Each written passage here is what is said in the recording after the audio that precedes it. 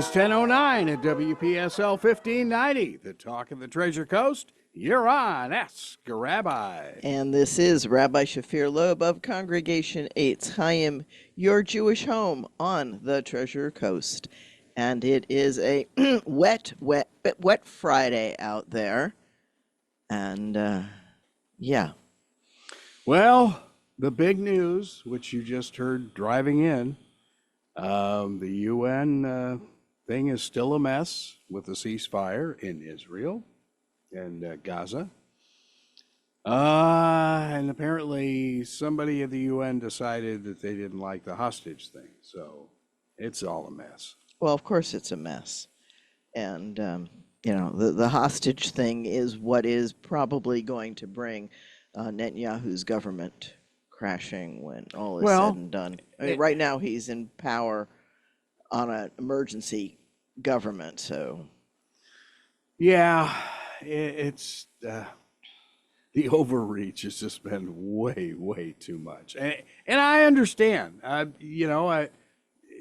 You look at that one hospital that I saw last night on nightly news, and and as it turned out, the terrorists were using a lot of it, and they wiped out 120 of those guys.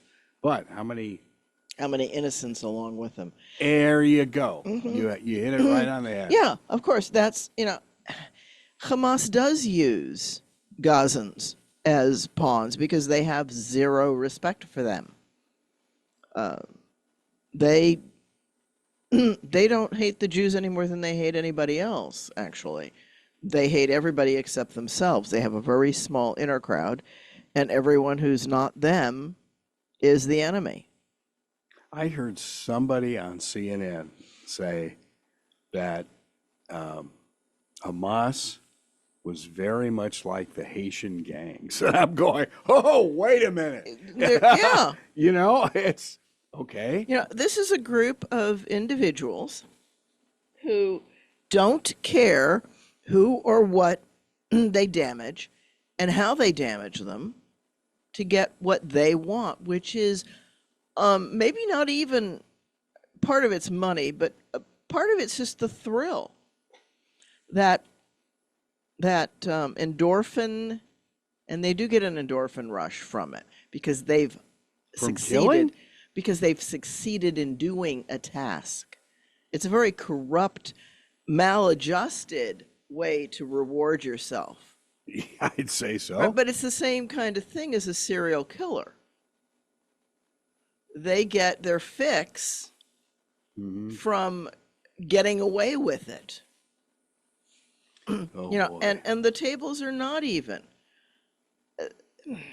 And I'm not sure it's certainly not winnable the way it's going down, because all Hamas needs to do to win is survive, and they're going to survive.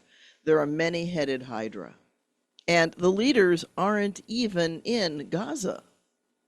They're nowhere near, and that's why they're not finding them, because they're not there.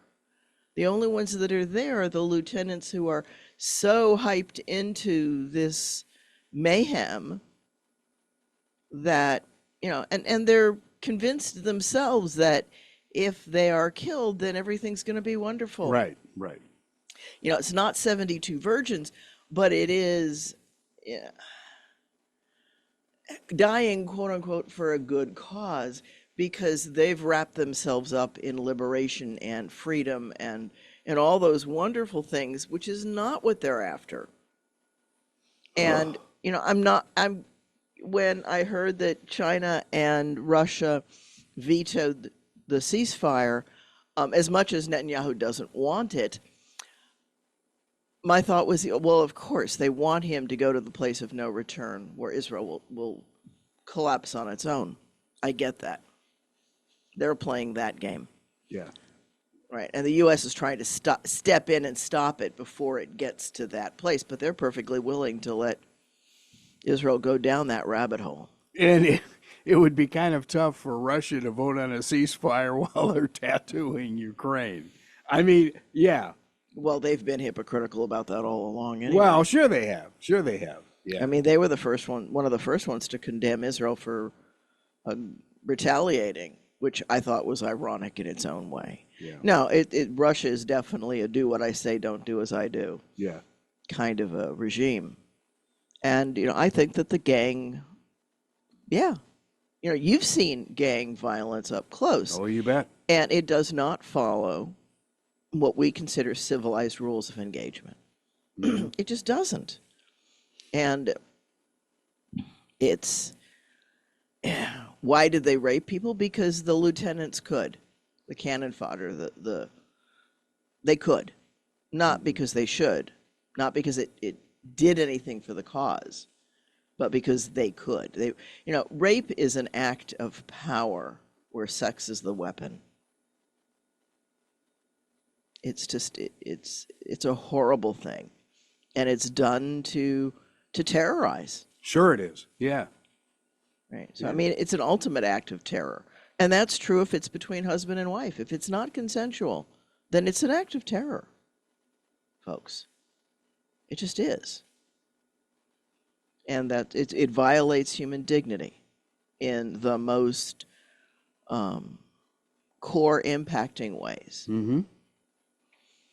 And the repercussions of it go on for years until people can step out of being victims and move into being survivors.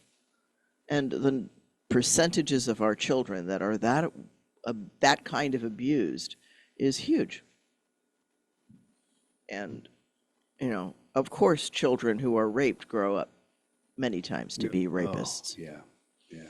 So we set a horrible thing in cycle. I wouldn't be surprised if we, found out that many of the folks who did that, many of the Hamas soldiers who did that, were in fact raped themselves.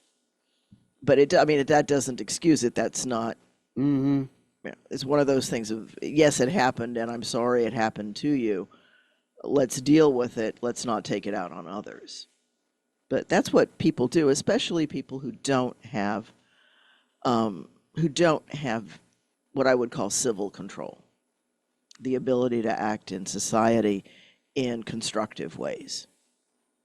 So yeah, I'm not.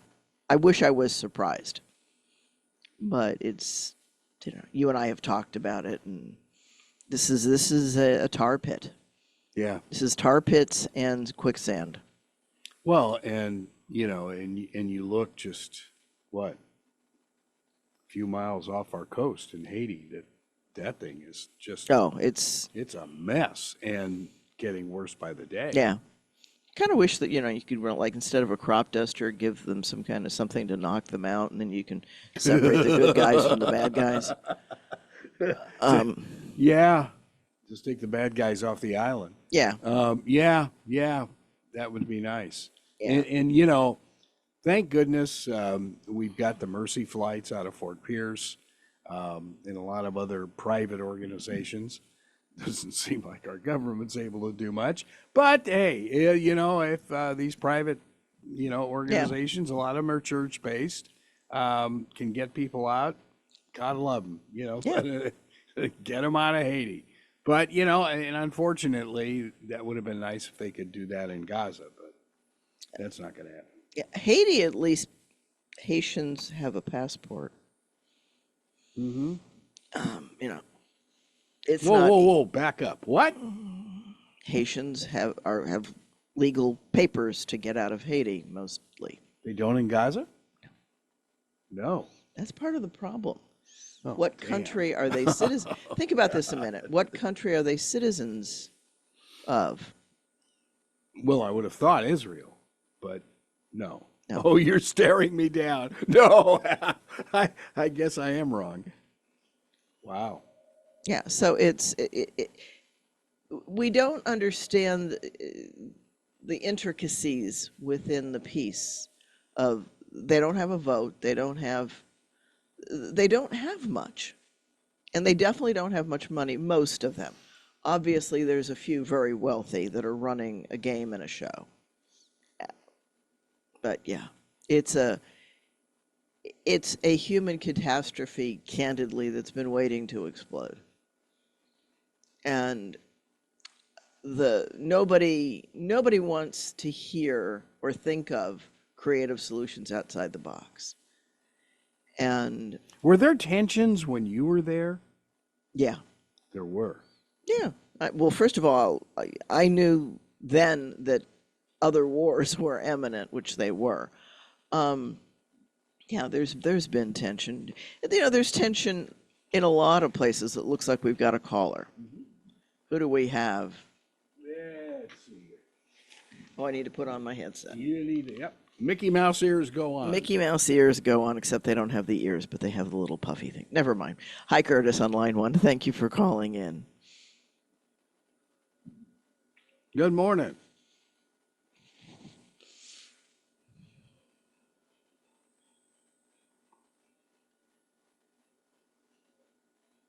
Okay.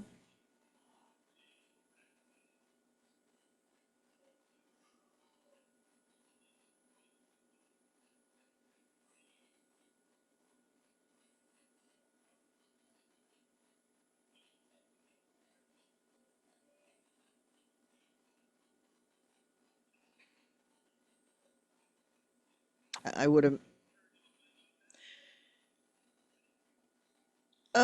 Well, yeah, because nobody's running the show. So anybody who comes in and offers structure and offers to forcibly stop the bullets shooting is going to be welcome. Well, wouldn't that be like Russia and Cuba years ago, Yeah. right? Decades ago. Yeah. Yeah, when factions can't control their animosity toward each other. I'm not even going to say anger because I don't even think it's anger. It's animosity. And part of Haiti's issue, of course, is that you've got people who are poor enough that they've got nothing to lose. And when somebody decides they have nothing to lose, they've got nothing as an incentive to stop them from going to heinous acts. And that's a very sad comment that we allow human beings to get to that place. I don't, that wouldn't be a good solution, but I wouldn't be surprised if both Russia and Haiti think that's a good idea, or some Haitians.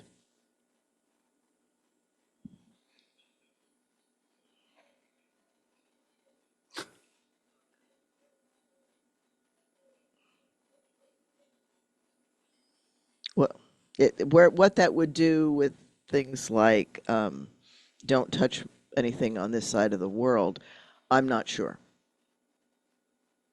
And I'm talking about, manifestos and things like that have been mandates that have been issued. And I'm not sure we're organized enough to help anybody right at this point in time.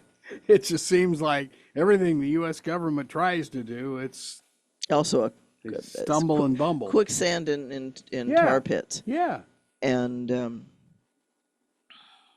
I don't know the answer to it. I know that somebody's got to step in. And Haiti, like Gaza, is a society or a country, a group of individuals who desperately need something like a few factories or something to create some internal wealth.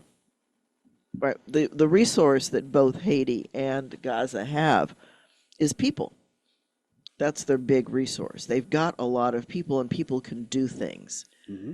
But it's going to take somebody who's daring and willing to face potential economic loss, having to invest and train people in less than peaceful environments to start.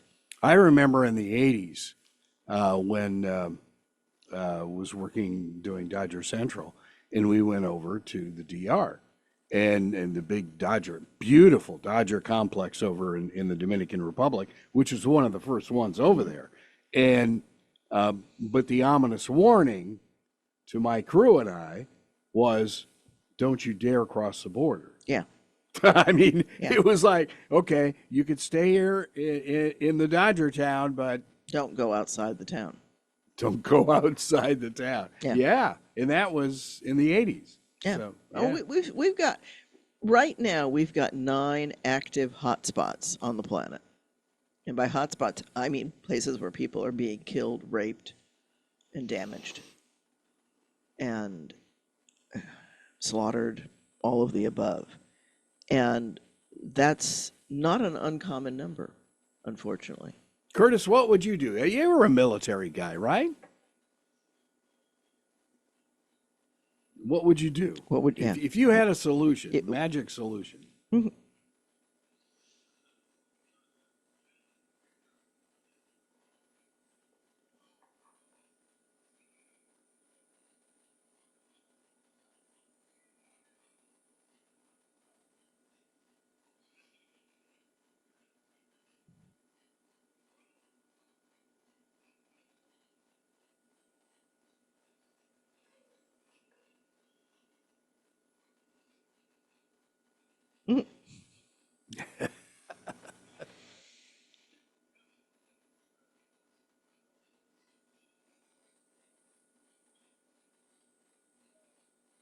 That, of course, comes to mind.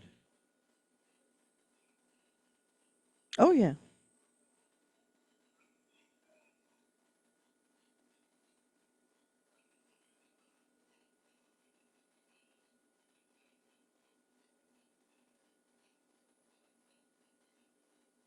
Yeah. And yeah, good point, Curtis. It is our backyard, and they are our neighbors. And there is a large Haitian community inside the U.S. Oh, you bet there is. And yeah, we do it's the fine line between being the bully ourselves and enforcing what we want because we want it because it's good for us, and doing the other because it's not okay for somebody to abuse our neighbor when we can see it and hear it. And so, yeah, thank you for that question, Curtis. It's another difficult situation. It it's just it's oh yeah, and Ukraine Yeah. and right. Africa. How about the rest of Yeah. Africa? I mean, some of those African Yeah. nations are. We don't hear much about Boko Haram, but they are recognized as the world's worst terrorists right now. They're still doing the same thing. Yeah, well, even Ukraine is sliding off the news cycle. We don't stay interested in things as a society or as a creature. What's Ukraine? Yeah, Oh. exactly. Yeah. Okay, well, thank you for calling in, Curtis. It's a good question. I don't have a good solution. I don't have a good solution for any of it, but I do know that the solution involves investments of good chunks of money, and it's going to take some creative juices. And we've done it. We did it with Ireland, with the Protestants and the Catholics in Ireland. Yeah. We Northern have Ireland. helped Yeah. the world make peace. And that's as good a place as any to, again, say thank you, Curtis, and welcome, Marty. Thank you for calling on line 3. You're with Ask a Rabbi.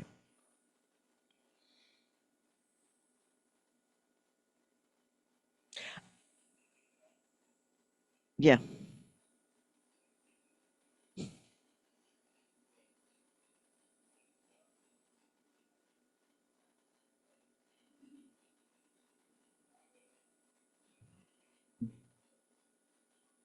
Well, okay, so Marty's, and I'm going to repeat because not everybody hears the phone, Marty. Marty brought out the point that it is Purim, and it definitely is, and this is Dress Up Friday at our temple tonight. And Purim, when Israel is one of the hot spots, is never easy. But Marty drew the comparison of Haman and Hamas, somebody who wants to kill the Jews, and Purim is one of those, they tried to kill us, we won, let's eat.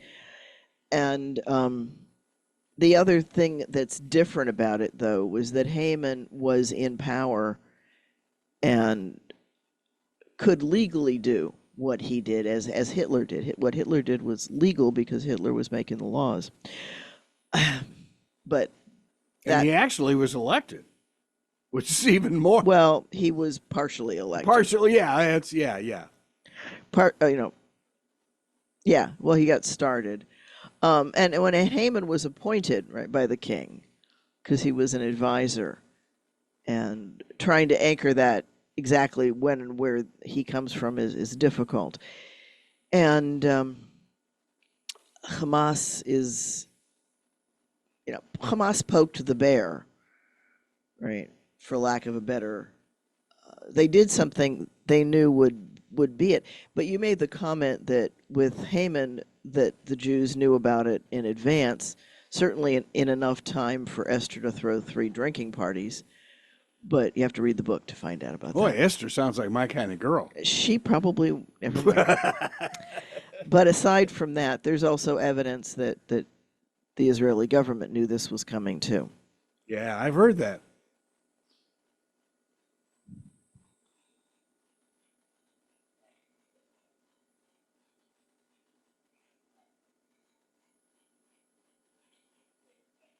Yeah.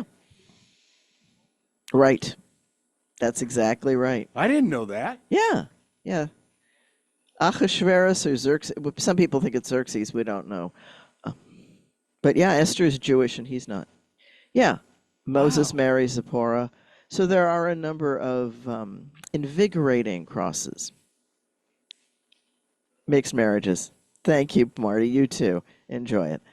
Have a good time. Have a Homentosh, and that's as good a segue as any to go and talk about Purim because, as Marty said, this is the 13th of Adar, and that makes Sunday Purim. Greg is looking for a calendar. I am looking for a calendar. It says 22nd on Yeah, mine, I but- understand. The Jewish calendar, of course, is a lunar calendar. That's right. And they travel side by side, not one on top of the other, but side by side. And the 14th of tomorrow is actually tonight is the 13th, because Jewish days start at sunset, because they can start anytime they want. They don't have to start at midnight. It's totally arbitrary. And so it's Purim, and Purim is it's an upside down day, holiday. It's carnival and craziness all mixed into one. And I'm glad it's not next week right over Easter. I think that's really challenging when those two overlap. And I'm sure they have. I know they have, even in my lifetime. But it is a raucous, happy holiday because, as Marty said, they tried to kill us. We won, let's eat. But I'm also going to point out that winning in that case is not a matter of getting back to Israel and having an independent country. It's just about surviving, which is the game that Hamas is playing. If they survive, they win. And it's almost impossible to successfully annihilate an entire people. Okay. Was watching this is people on MSNBC are so off the cliff that it's like, why don't the Jews just move back to Europe and this would all be solved? And this was one of their hosts, and I'm going, you have got to be kidding. Well, see, so the the scholar in me says that's the narrative, right? That's the Palestinian narrative that says that Jews are not indigenous in Israel, but in fact are Europeans who came to colonize Israel in Europe's behalf. So But that's, they were there for thousands of years. Of course. It's a Semitic people. It's a Semitic culture. And everybody's narrative in the Middle East is flawed. Everybody's. None of them have stayed anchored in what a good news outlet would consider facts. Yeah, like it's a real good news outlet. This may shock a lot of people. And a lot of old NBC people were there. Al Jazeera, believe it or not. And there's some good reporting. And BBC, I think, does a great job of reporting. And I will say Al Jazeera does not try to put Jews in Europe. Oh, no. They recognize that there have been Jews in the Middle East since before Muhammad. In fact, Muhammad studied with Jews. He studied with Christians. He studied with Zoroastrians. Imagine that. It was a much more fluid kind of, but of course Mecca was a big hub on the trade routes. And it also was the center for the Kaaba. The Kaaba, well, predates Islam. It was where all of the idols were. So it was there, and it was considered a holy site for a long, long time. It's funny you mentioned the Zoroastrians.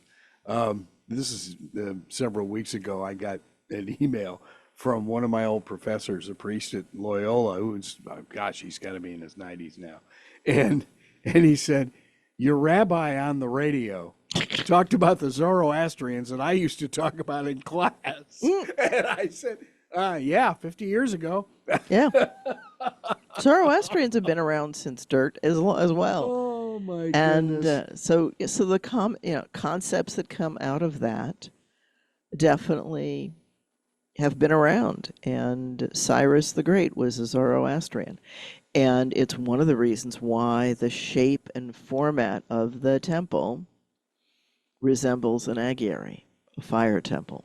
Oh my goodness! Yeah, if you look at Well, yeah, yeah, it makes sense. The Holy of Holies for the Zoroastrians is the fire, the holy fire that they assemble. That takes years to build a holy fire, and it is the center of an agiary. And one of my watchers here is saying Freddie Mercury was Zoroastrian. Oh, So so there are Zoroastrians all around. There's a Zoroastrian chaplain at Harvard. One of the campus chaplains is Zoroastrian, that's cool. and which means they've got enough of a population to do that. And here's a piece for Jews: the key words of Zoroastrian: good thoughts, good words, good deeds.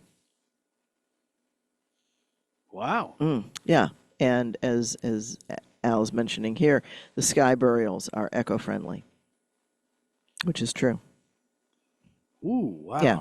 But even in Persia, in Iran, which is Persia, Yeah. which is where the Purim story is based, they're not allowed to use the sky funerals anymore.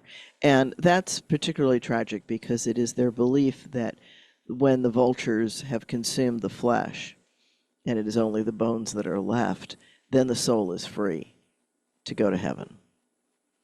Wow.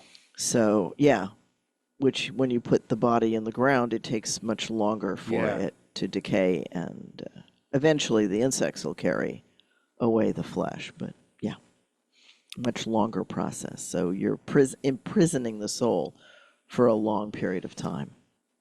Sky funeral. Sky funeral. Wow. Yeah, in Towers of Silence, the place where you take the dead so that the vultures can clean the bones. Whoa. Yeah. Okay.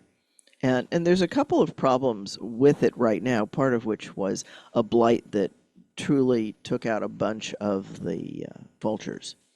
So there's many ecosystems involved in the discussion. It's much more complex than most people have capacity to ponder because their lives are full.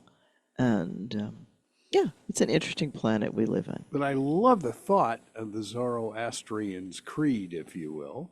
Good thoughts, good words, good deeds. Yeah. That sounds familiar. Yeah. Yeah. We actually, there's an never- interesting, yeah. Wow. So in the Jewish tradition, when we take Torah around, one of the things that we say is that the world depends on three things: on Torah, which is good thoughts, ha'avodah, the service, right, which would be good words, and gemilut chasidim, acts of kindness, good deeds. There you go. So again, it's always surprising to see these overlaps. But of course, they went up and down the Silk Road, of course. And here's the other piece, folks. There aren't religions out there that really preach degradation of people. There are cults that do that, but not religions. And that's a And difference. don't confuse the two. And don't confuse the two. Yeah. Although religions always start in many ways as cults, but not maladaptive cults. And that's, a cult is a small group with an in-group and an out-group at its base.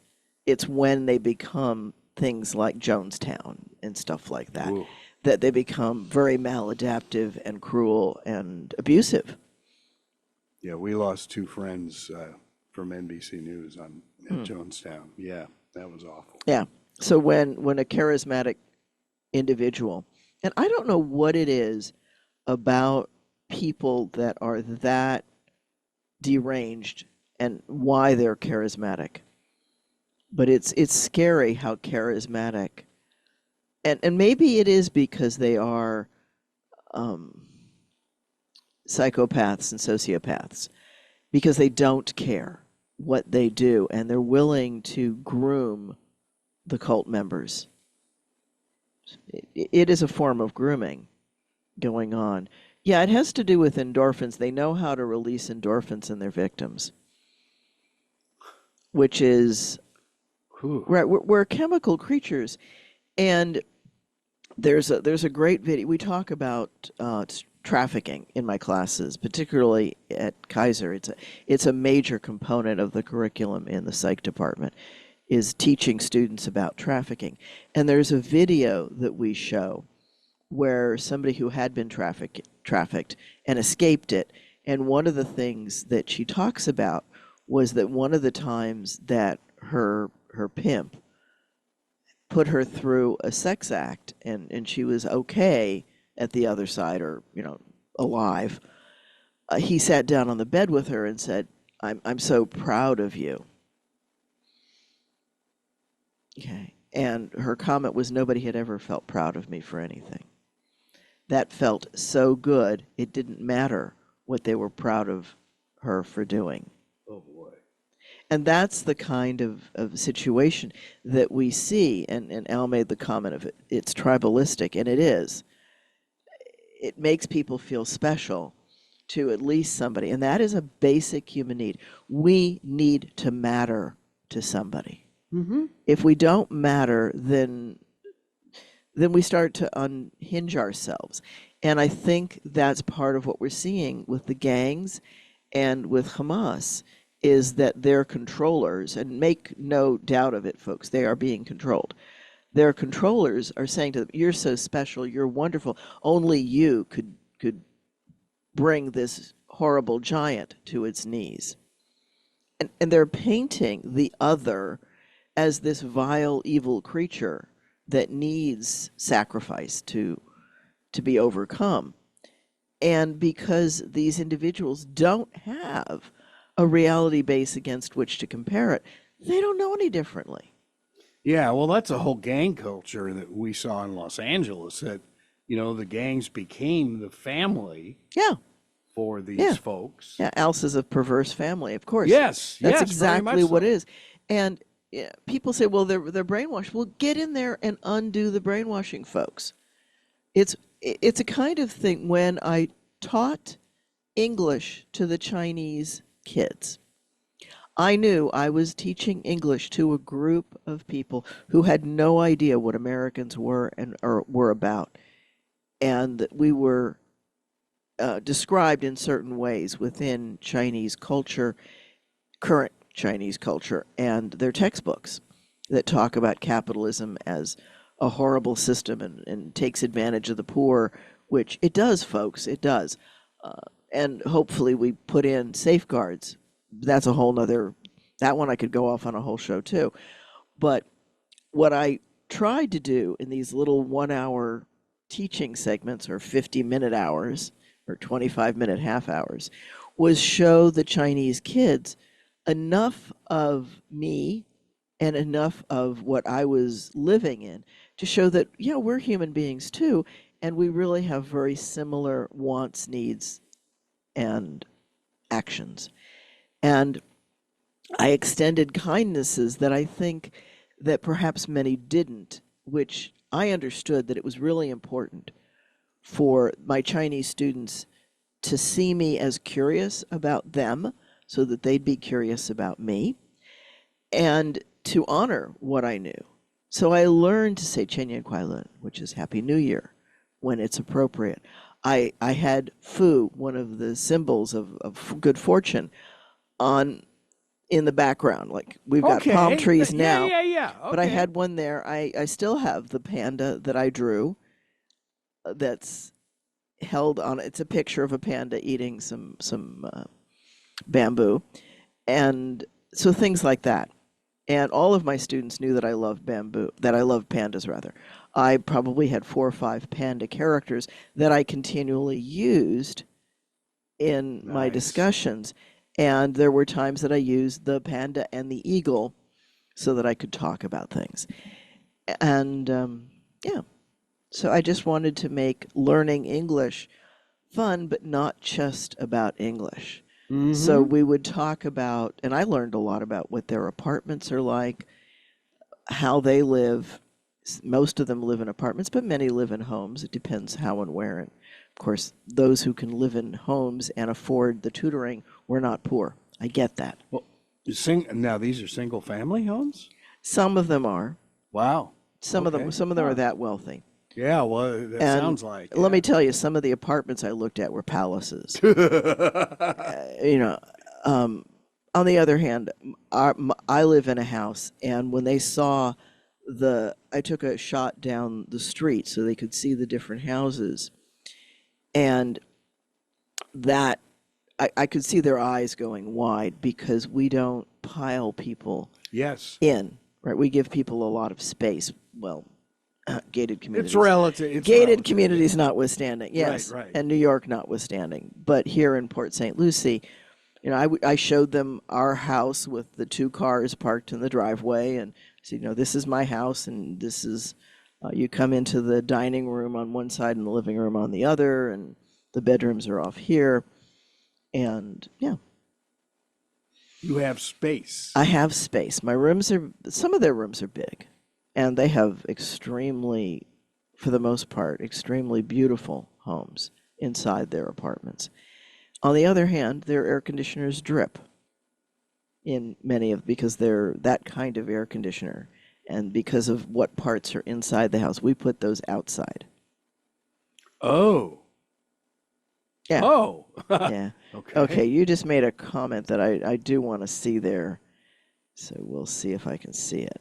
How religious people can vote for someone who's a multiple. Never mind, Al. Got it. Never mind. Yeah, we got that one. And to We got Elaine, it. so Shabbat Shalom and Chag Purim Sameach. May you have a happy Purim, which is hard when Israel's in one of the hot spots. It just is, and my heart goes definitely to those who've lost family members and friends, and many who are close to me are in that condition, and some of my family's in that condition. I've not lost anybody in my family to it, but extended family, yes. So Now, where are they in relation my to family, all of this? the bulk of my family that lives in Israel, because there's some fringes that I just don't know that well, but the ones that I talk to, my niece who was visiting Yeah, she was just here. just here not that long Yeah. ago, she lives actually in Jerusalem in Ein Kerem, and her family lives in a Moshav Modain, which is a community not far from the airport outside of Tel Aviv on the way to Jerusalem. So they're not, the whole country of Israel is not that big, folks, but they're not right at the hot spot. Another magical MSNBC And Al moment. says actually that that he's got somebody who's one of the hostages. Oh God. Whoa. So we're not far separated from it, Oh man. and lost Yeah. family. And some of my students at Kaiser have lost family, and Oh gosh. yeah, It- just like the Haitians, there are people all over who are connected to people who are connected. If we think that Yeah. terrorism and war doesn't affect the entire planet, we're not paying attention. Sure. We're just not paying attention. Another magical MSNBC moment. Blaming Trump for moving the embassy to Jerusalem has caused everything. Yeah, that one's not. I think I'd say, You know, that's a stretch, folks. Yeah. That's the wings of the butterfly deal. Yes. And I get it that I would say that didn't help, but there has always been a building that was the U.S. government, and I will tell you that it felt really good walking across. You can see the flag at what is now the embassy and what was then a consulate, flying from Independence Park in Jerusalem, and it made my heart go. That Yeah, was nice. yeah, Okay, it's home. that's my flag. Yeah. Yeah.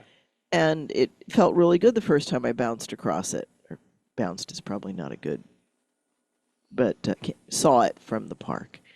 It felt good, Mm-hmm. and yeah, Home away from home. home away from home. I'm not Israeli. I am Jewish, but I'm not Israeli, and there's a difference. Just as American Irish are not beholding to the king, right? You got that right. Yeah. So we are multiple intersections of identities. And it's interesting. I'm not surprised. The US is saying, well, it's just because they didn't want to. I'm getting back to the vetoing. That it's about wanting America to fail or not succeed in what the American agenda is, but it's because of what the American agenda is, I think. I think to think that it's anything other than they're playing a long game is to miss the point. My question is, do we even know what an American agenda is? Are we that organized? Well, I think there are certain ideals that we're trying to uphold, and they're conflicting in many ways.